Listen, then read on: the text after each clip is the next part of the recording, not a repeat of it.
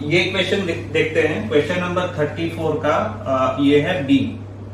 यहाँ पे समझ में आ रहा है कि ये एक ए ब्लॉक है जिसका वेट 2 kg है, जो एक स्ट्रिंग से कनेक्टेड है और फिर ये नीचे आ रहा है इस तरह से एक पुली से होता हुआ यहाँ जाकर के इसका एक एंड फिक्स हो जा रहा है और यहाँ इस वाले पुली के सेंटर से एक स्ट्रिंग के थ्रू 5 kg का वेट सस्पेंडेड है जो कि बी ब्लॉक है।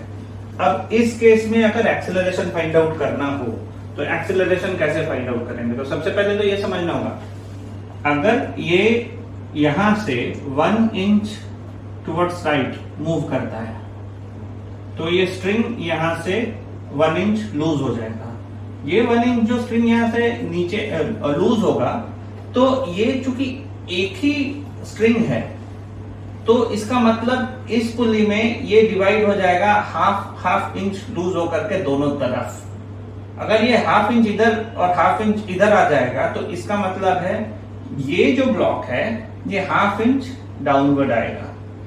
अगर ये 1 इंच मूव करता है टुवर्ड्स राइट तो यहां से स्ट्रिंग 1 इंच लूज होगा, क्योंकि यहां से 1 इंच आगे चला जाएगा तो स्ट्रिंग 1 इंच लूज हो जाएगा। वो 1 इंच यहाँ पे हाफ में डिवाइड हो जाएगा तो इसका मतलब इधर से भी हाफ इंच आएगा नीचे और इधर से भी हाफ इंच नीचे आएगा। मतलब टोटल कितना आएगा? टोटल हाफ इंच ही वो नीचे आएगा, क्योंकि हाफ इंच दोनों तरफ से लूज होगा तो ये हाफ इंच ही नीचे आएगा।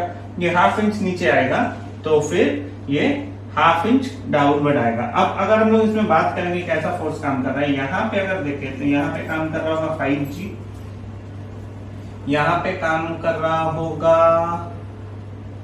टेंशन T, तो यहाँ पे काम करेगा T प्लस T, यानी यहाँ पे टेंशन काम करेगा इसको बैलेंस करने के लिए 2T। अगर यहाँ देखें तो ऐसे भी टेंशन T काम कर रहा होगा, इधर से भी टेंशन T काम कर रहा होगा। अब इसको समझते हैं। अगर एक्सीलरेशन की बात करें, अगर ये 1 इंच मूव करता है तो ये हाफ इंच नीचे आ रहा था। अगर ये 2 इंच मूव करेगा तो ये 1 इंच नीचे आएगा। इसका मतलब अगर एक्सीलरेशन यहाँ पे 2a होता है तो यहाँ पे एक्सीलरेशन a हो जाएगा। क्यों? क्योंकि इसके 2 इंच मूव करने से ये जब 2 इंचेस मूव कर रहा है तो ये 1 इंच डाउनवर्ड आ रहा है, यानी इसका एक्सीलरेशन अगर 2a होगा तो इसका a होगा। अब इसका हम लोग फ्री बॉडी डायग्राम के थ्रू कंसीडर करें या डायरेक्ट इक्वेशन लिखना शुरू करते हैं। यहाँ अगर 5G है, एक्सेलरेशन का डायरेक्शन भी डाउनवर्ड है, तो नीचे का जो भी डाउनवर्ड डायरेक्शन में फोर्सेस लग रहा है या जो कुछ भी है उसको पॉजिटिव, उसके ऑपोजिट डायरेक्शन वाले को नेगेटिव। तो यहां से जो इक्वेशन निकल के आ रहा है ये बी ब्लॉक के लिए जो इक्वेशन निकल के आ रहा है वो क्या होगा?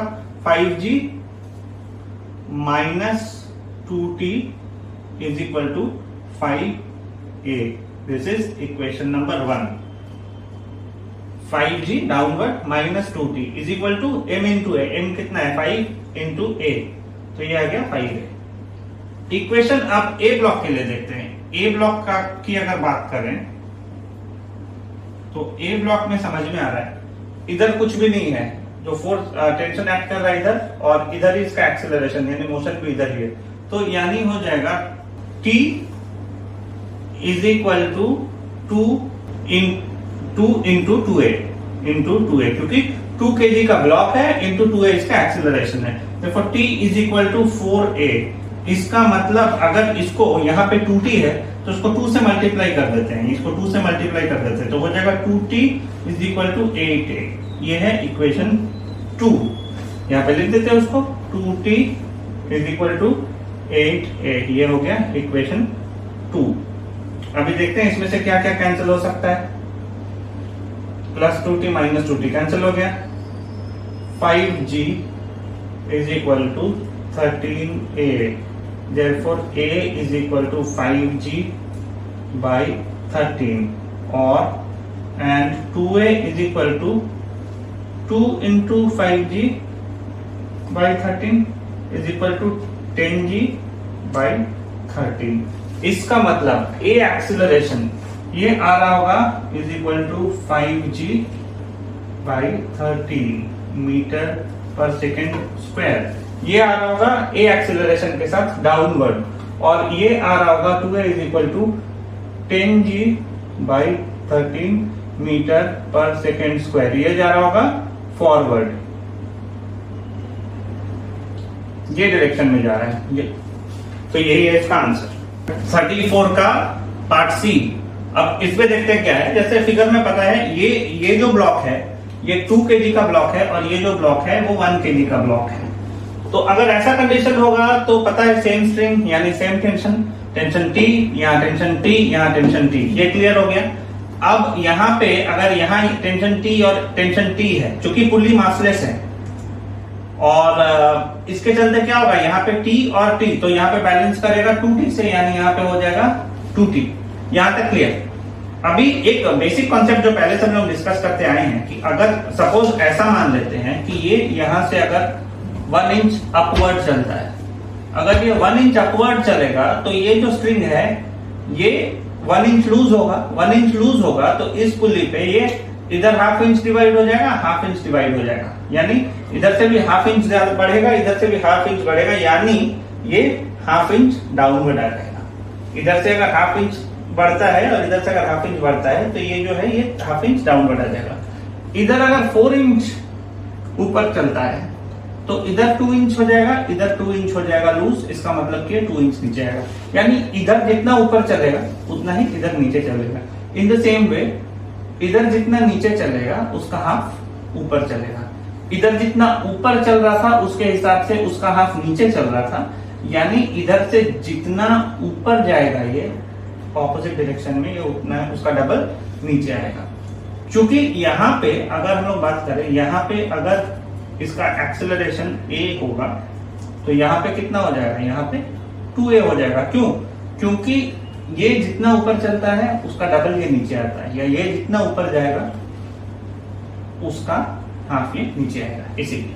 ठीक है, अभी इसको इसमें लगाते हैं। यहाँ नीचे काम कर रहा होगा 2g, यहाँ नीचे काम कर रहा होगा 1g, यही है। तो इसको अब कन्वर्ट करते हैं। सबसे पहले इसके लिए एक इक्वेशन बना लेते हैं। 2t अगर ये ऊपर जा रहा है, डेफिनेटली ये ऊपर जाएगा क्योंकि ये 2 किलो का ब्लॉक है, ये 1 kg का है, इसका मतलब 2 किलो का ज्यादा भारी है तो यही नीचे आ रहा होगा। इधर 2a एक्सेलरेशन दिखाया गया, ये 1 kg का ब्लॉक है इसीलिए यहाँ पे एक्सेलरेशन अपवर्ड डायरेक्शन में दिखाया गया। ये हल्का है तो ऊपर जाएगा, ये भारी है तो नीचे जाएगा। इस भारी के नीचे आने के चलते ये हल्का वाला ऊपर जाएगा। अभी इसका बनाते 2t माइनस 1g यानी minus g is equal to 1 into a, तो a this is equation number 1।